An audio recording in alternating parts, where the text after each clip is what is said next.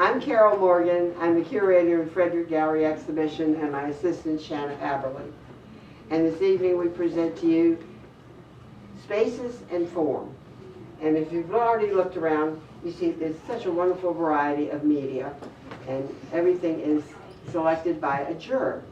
And we are pleased to have a member of the faculty of Mary Washington Art Department in Germanna, Michael Dean, serving as the juror, who selects the work from all the entries. Then after the show is installed, the juror comes back and selects awards. The most challenging part of being a juror is narrowing down, because you've already picked work you like. It expresses something that you see that's important. Then you have to narrow it down to first, second, and third. And fortunately, we allow 4 honorable mentions, so that the other work that stands out but doesn't fit 1, 2, 3 is going to be recognized. And as we do the recognitions this evening, I'd like for us to be able to move around after Michael gives his introductory remarks. And it's a little crowded, but for him to speak directly, hopefully the artist is here this evening and he can point out why he selected a piece of work, because that's what we want to know. What did you see in it? And then all of a sudden you say, oh yeah, wow, I didn't notice that. So first of all, I give you Michael's your bio. Oh, okay. Michael Dean is a Virginia-based painter, sculptor, and interdisciplinary artist whose work explores the shifting energies of the natural world. Working in both the round and bas-relief, his sculptures and plein-air paintings reflect a dynamic dialogue between instinct, observation, and emotion. Michael holds an MFA from the University of Maryland and has exhibited nationally and internationally, including shows in New York, Montreal, Paris, and Bordeaux. His recent exhibitions include the Atkins Arboretum Jury Plein Air Show, the Fredericksburg Center for Creative Arts Solo Show, and the Caboose Market and Cafe. A recipient of multiple honors, including awards from Manhattan Arts International and the Virginia Museum of Fine Arts and the Mid-Atlantic Art Exhibition. Michael currently teaches art at the University of Mary Washington and Germanna Community College.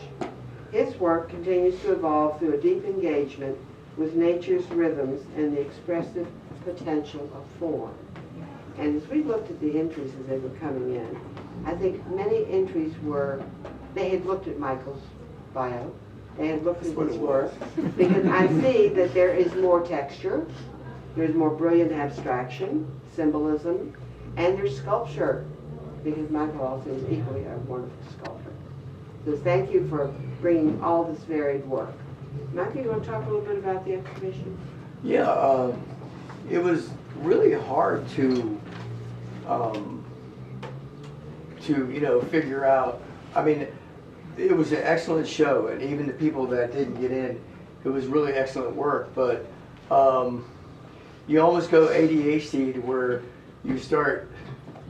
It's so much information and so much visual impact that you have to kind of calm down and really sit there and look at the wall. And so, I had visions of first, second, and third for pieces, and then I realized that then, when I actually saw the piece, then it spoke to me more. Sometimes a photograph doesn't really show the essence of the piece. So and to tell you the truth, I might, if I was still judging, I might change my mind again. So because there's so many great pieces in here, and you realize, man, We need more awards. Yeah, more awards, right?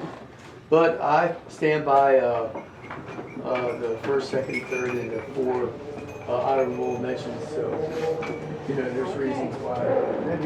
Now, we have to read them off, and then we're going to speak to each piece. The awards go to honorable mention.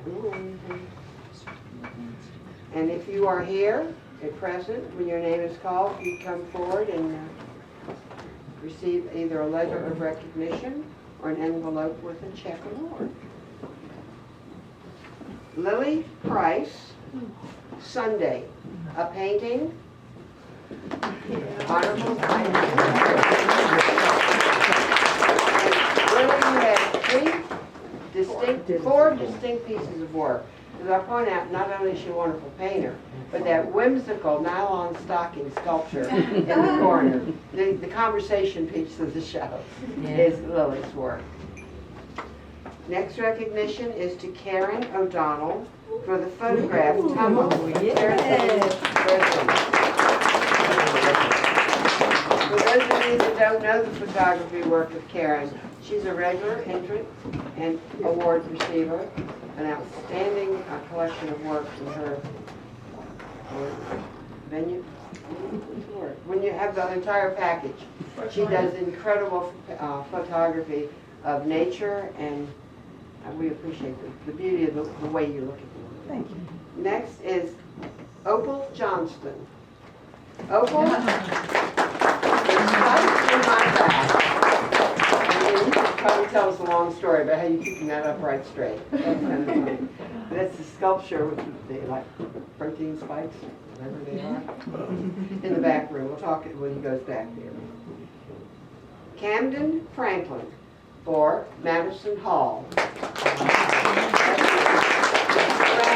don't know how many of you have lived in a dorm. Michael, did you ever live in a dorm? No. You didn't have to share a bathroom in Madison Hall? The only time I ever was in a dorm was in the Army. Oh, that was true. No, not as plush as like Mary Washington's bathroom. Okay, awards. The Curve by Ali Maliki? Ali? Third place award, and we appreciate the beauty of his work, and we had a nice conversation. He'd love to talk to you about his journey, and recently moving from the West Coast to Virginia, and liking it here. Wow, that's interesting. Second place, Alice Stone. Alice, are you here this evening? She may still be coming. She's probably coming. She's probably Yeah, she's coming. There she is. Second place for January 2026 ice and snow. You never know what you will find when it melts. That is fantastic painting, fantastic. And first place, I haven't seen this artist this evening. Tarver Harris of Stafford, Virginia. Tarver's painting, first place, is Mind Space. I believe it's in the back there. It is. I don't think she's here tonight. I don't think she's here. Hold on to that and put it in the mail. Now, if Michael would like to go to these pictures, and you can do them in any order, but Yeah. got second place right. The more I looked at this piece, the more it intrigued me because it was it's high contrast.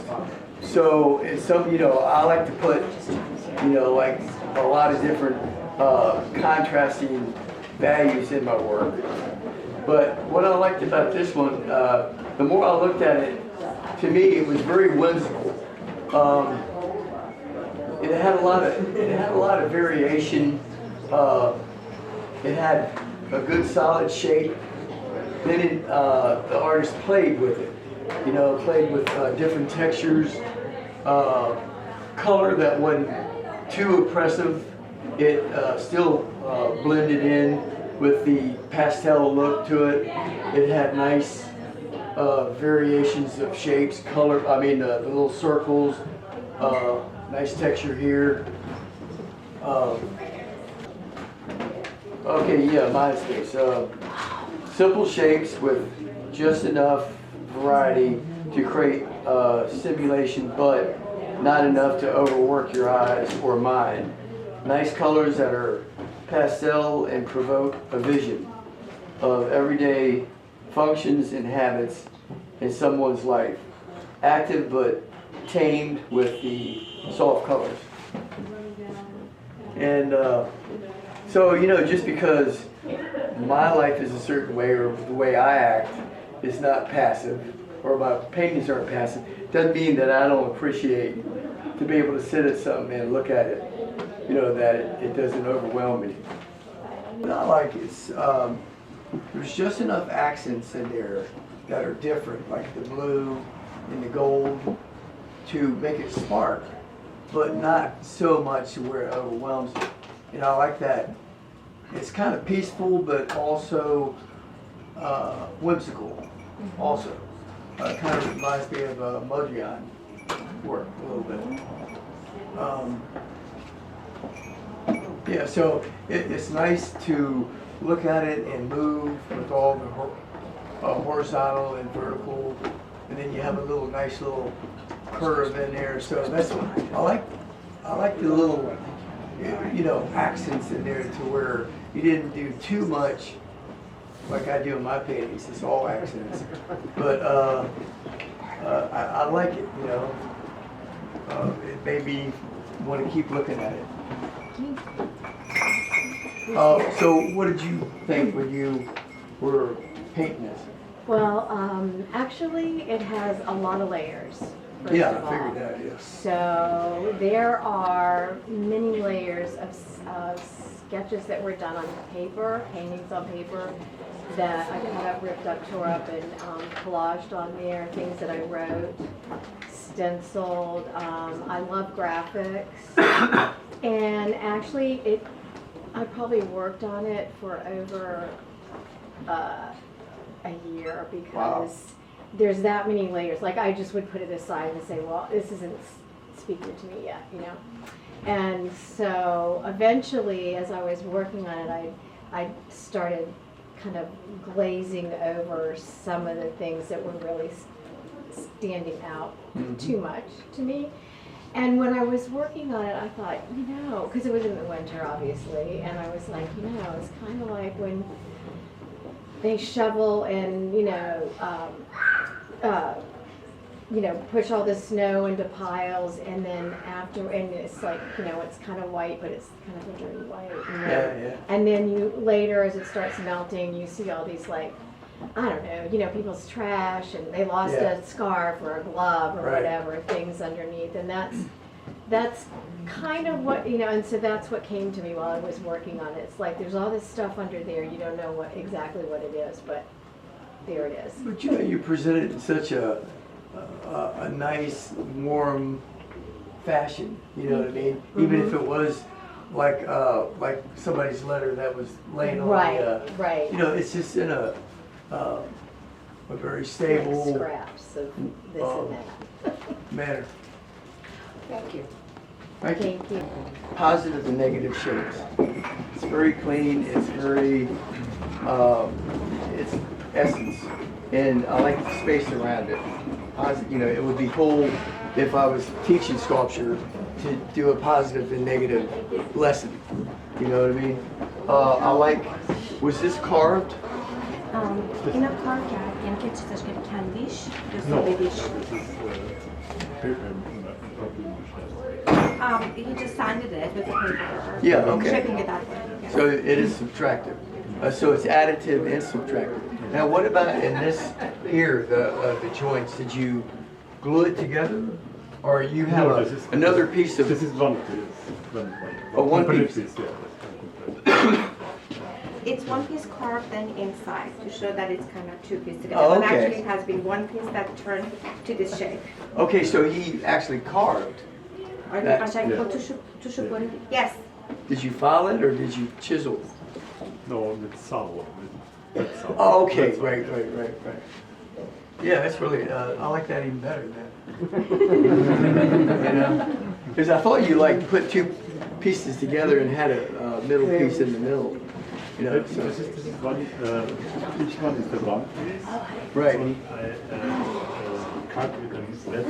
Right. And put the wood Right. in the concrete. Yeah. What's it? And this is marble, right? No, the paper, paper mache. Paper mache. Paper mache. Yeah. I swear to God, I thought it was marble. Can I feel it? Yeah. It feels like marble. God, that's surprised me. That's pretty wild.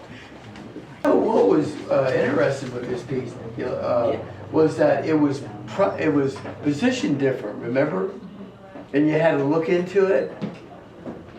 But now it's positioned the way it is. You can actually see what's going on. But I had to peek in here, and I realized that it's a ritual piece. that's, you know, you've been there for a while, and but you honored it. You honored your personal space. You played homage to it. Yeah, I've kind of been playing with the having sculptures that are a shape that force you to look into it, because I want to bring the viewer into my nostalgia. Right. And that's kind of the goals of this. Yeah, I felt that. You know, when I looked in there, I said, you know, they're into the space, even though they might not really, you know, in some ways you say, man, I'm so tired of this, you know, ratty darn, you know, but at the same time, it's part of you now. You'll never forget that. So, and I like the way you did the slab, you know, put it together. Yeah, I had initially considered doing just a straight up rectangle, but I wanted to shift the perspective to make it a little more dreamlike as well. Yeah, it tells a story to me, and I actually like the colors too, the purple and the yellow and the. There's a story behind that. In my dorm bathroom, we removed the lights that were supposed to be in there and switched it to hue lights. Okay. And for most of that year, the bathroom was pink. So. That's what it is. Okay. Can you explain, what it's about? Oh, I guess that's a very important part. Well, I made this sculpture to talk about like my experience in comic fame throughout my life.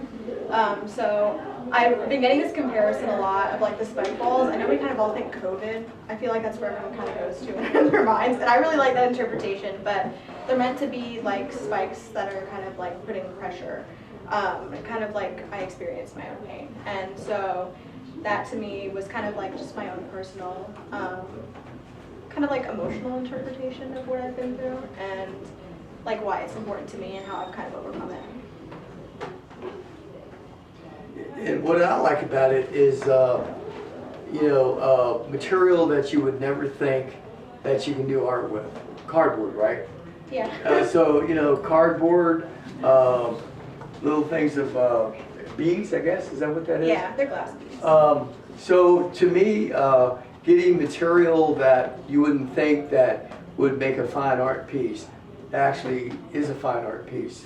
I like her color coordination, where she has a nice solid neutral tone in the middle, and then she has her spikes or her round elements in there. Then she has nice negative space going on, you know, in here. This is nice variation for the edge. And once you put that backing in here, to me it looks solid now. You know, to me it looks more substantial than cardboard. That was a process. Thank you to Carol actually for pointing that out, because I learned more through this sculpture. Initially I did want it to be a canvas, but this is when we were stuck in the snowstorm, so I couldn't go out and get a canvas, so I was stuck with it. And that's where the cardboard came from. Yeah. That's all I had on me. And yeah, but now I know that you have to paint both sides of the cardboard if you don't want bending. So I struggled with warping with this one, so I'm glad that I know now and in the future. Yeah, thanks for, you're the one that came up with that, yeah. Yeah. And then I did what I could with it. Fun. Carol Garman would be proud of you. Right? What I liked about it is the values, the light, dark, the repetition of light, dark, subtle, in the one-point perspective. It's, you know, there again, it was, excuse me, it was it wasn't too busy. It had the elements of design really nice in it, but at the same time, it showed history. It showed good surface quality with the stone or the plaster or whatever it was. And I love that, just keep going and going and going in there. But it's the light, the alternating light, dark light, mid-tone. Your shadows were really nice. Thank you. It's so rich, it looks like a painting or a watercolor to me, you know. Yeah, the colors were, it's a tunnel. It just went on and on and on. And And it was lit on the floor, which is, Okay. that was from For windows. people to get through. Oh, okay, No, so it was lighting. Oh, It was okay. lighting. Well, I had been working on a different painting when at the time of making this, and it was like a recreation of an old masterwork. It was very detailed and tight, and took me a lot of time. And I was submitting for the UMW student show, and I wanted to do something very loose and quick, and kind of experiment, and that's what this piece is. It did not take me very long, and sometimes that turns out to be something that doesn't turn out great, and sometimes it turns out to be something that surprises you and you like it. So that's what this guy is. Well, you know, so I kind of went conceptual with it because it looks like you had a party and you were wore out, you know, like it was, you know, a birthday party or a party and, you know, you're crashed in the couch. Yeah, But- that was sort of the idea. I saw this image of a girl online who was playing on a couch, and I just was like, oh, that'd be cool, I want to paint it. And then I went from there and I added more elements to it as I went. And I like the, it's a nice horizontal, safe, you know, solid composition, but at the same time, you show the couch being kind of like wore out, overstuffed a little bit, you know, one that your mom or your brother gives to you when you move out, you know, that kind of thing. But I also like the elements, the curved elements in there. So you have a nice horizontal element going on with the couch and the person. And then I like your display of whimsical, you know, party stuff. But what I like, it looked like the balloons were popped. It felt like, you know. Yeah, I think they were like popped or deflated and kind Yeah. of just showing like the end of whatever was happening. Yeah. Thank you. Michael Dean has done a magnificent job, and he's been so flexible. We've been dealing with weather, we've been dealing with changes in dates and times, and I appreciate, as any artist does, flexibility. Be ready at this point to switch and do, oh, that didn't work, let's try that. It's kind of like the cardboard that was warping. Oops, let me fix that. We just fix it. And that's what artists do. And we appreciate that Michael took time out of his busy faculty positions to, one, come over and look the work in person, to wait till it was installed. The installation makes a big difference. When a piece of artwork has its own space with a background that doesn't interfere, it makes a tremendous difference. And I want to thank all the artists for their framing and presentation, because I've noticed over several years that it's getting better. Getting better. We don't have those awful eye hooks in most work anymore. They don't use them, artists. They're damaging to whatever art is next to them. If you can use flat D-rings or a stable structure that won't ever fall and turn over or break if it's touched, those are the kind of quality presentations we hope that we're encouraging. So thank you for coming out on First Friday. The video will be posted on our YouTube channel. It'll take time to get it edited. And if you have any questions for the juror, Michael will be here for a little while longer. And I want to thank our musician, Steve Bell, who's entertaining us with his beautiful classical guitar music this evening. And thank you to my assistant, Shanna Aberley, who's making sure I don't forget things like I usually do. Thank you, Shanna. Oh, also, I want to donate my fee to the Art Center. Well, I will put it in the building fund. Years ago, when Michael did the plaster restoration upstairs, when we had the earthquake, Yeah. and big hunks of the ceilings upstairs just fell. Who in the world does plaster restoration anymore? Michael. Unfortunately, it took a toll on your lungs, I think, working with Well, us. after 50 years of it, yeah. But my son's here, so maybe I could talk him into. Okay, we need all the help we can do to use for this old building. Yeah, he's working at Goldrick's right now doing Well, that the will plaster eventually work. get finished. Yeah.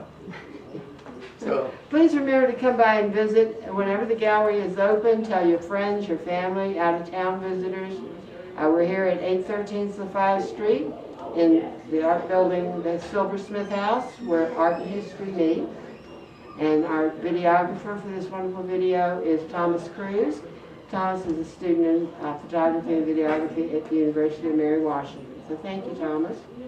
And I hope you can find your car when you leave. I still look at it as a college, but that's all right. We appreciate everyone coming out this evening, and be sure to subscribe to our YouTube channel. Thank you.